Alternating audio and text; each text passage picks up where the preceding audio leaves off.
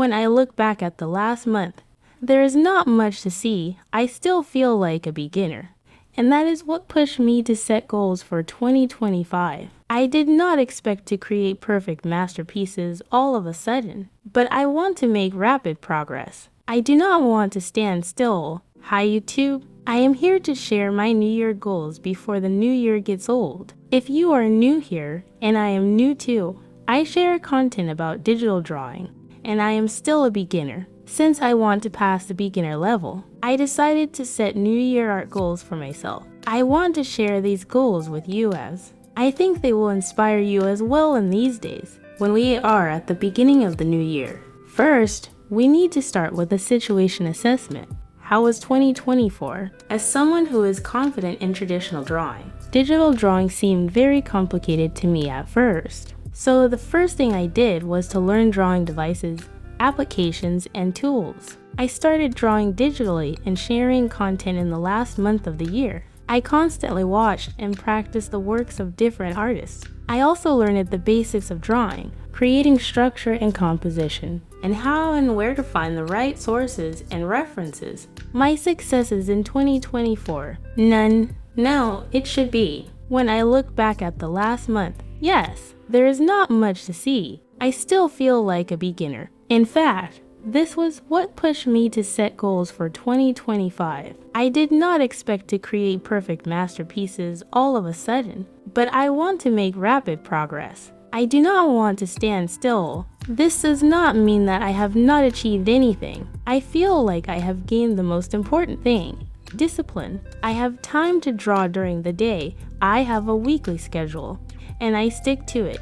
And this channel is what motivates me to continue this discipline. So thank you so much for supporting my journey. It means a lot to me.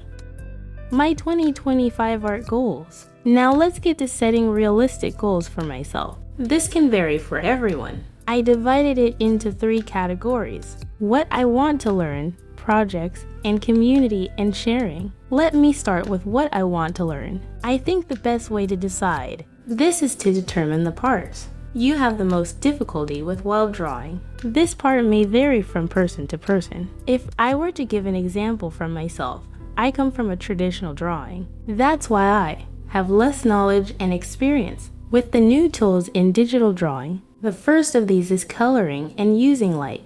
Since I used to draw only on paper, I didn't touch colors much.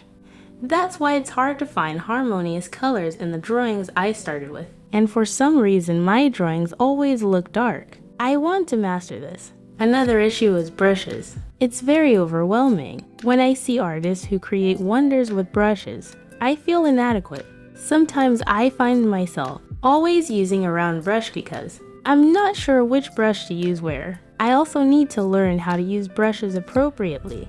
And now let's get to the drawing style. In my drawings, every character I draw looks the same. I know this is not something that will happen right away. However, when I get to a good level in drawing, I want to create my own style. These were the things I wanted to learn, and the deficiencies I identified in drawing. Part 2, projects. I added this because it might inspire you, because it is actually a very long-term thing for me, and I don't want to start right away. Just like finding or creating a drawing style. What I mean by projects is to complete a series of digital paintings based on a theme. Themes can be mythology, futuristic cityscapes, etc. And of course, this is something I can't do without finding my own style. It's very exciting, and I definitely want to do it, but not right away. This is not what I will focus on in early 2025.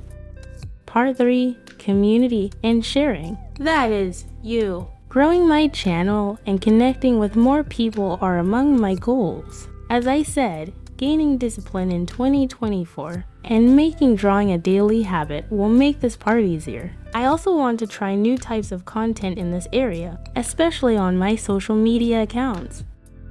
How do I plan? Now, let's come to the most important part, planning. Using a calendar was the biggest help in gaining the discipline I mentioned, and I did this very easily. I can add the pictures I will draw that day, that week, to the calendar drafts I find. I can write my content. Looking back at them every day makes my job much easier. Now it's time to create realistic steps for the goals I listed. I will progress step by step for each topic I want to learn, and I will set aside a daily practice period and try to develop this skill. We talked about improving my coloring and use of light.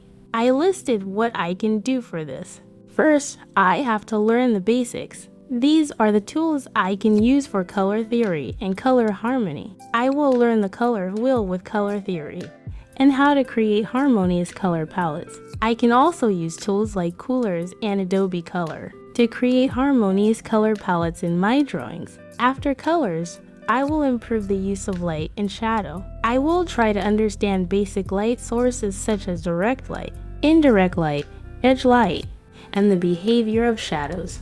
There are countless resources on the internet and YouTube about this. I will also learn how to use my references more effectively in my work to improve myself. It may be useful to analyze photos to examine light and color transitions and to get inspiration from other artists' works. And I will challenge myself with different works. It may be things like coloring the same scene with both warm and cold colors, or designing a scene or character with a palette of 3 to 4 colors. I thought about these for coloring. Let's move on to learning how to use brushes. This can make my style more original, so I really care about it. I need to know and experiment with brush types. First, I need to learn which brush is used for which purpose.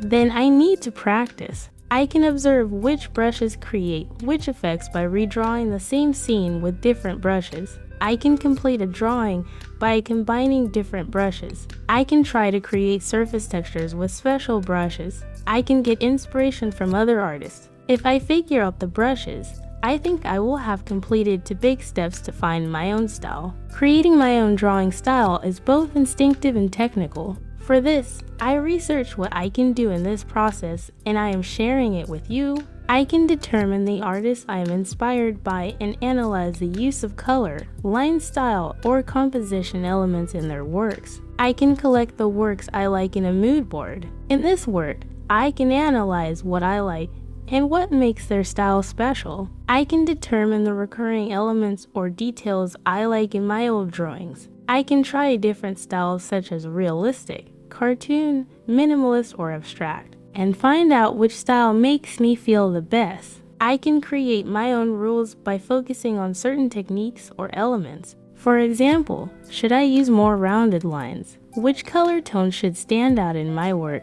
Should I work minimally or in detail?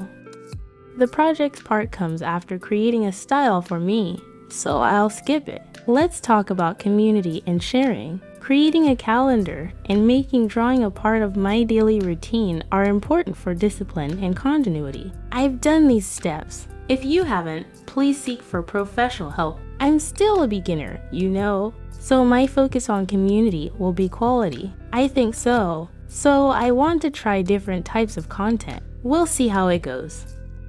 I hope this video and goals are useful to you and of course to me. I'd love to hear your art goals for 2025. Of course, your tips for achieving these goals. You can write them in the comments, especially those who are already past the beginner level. Help me. I wish you a year full of art. See you in the next video.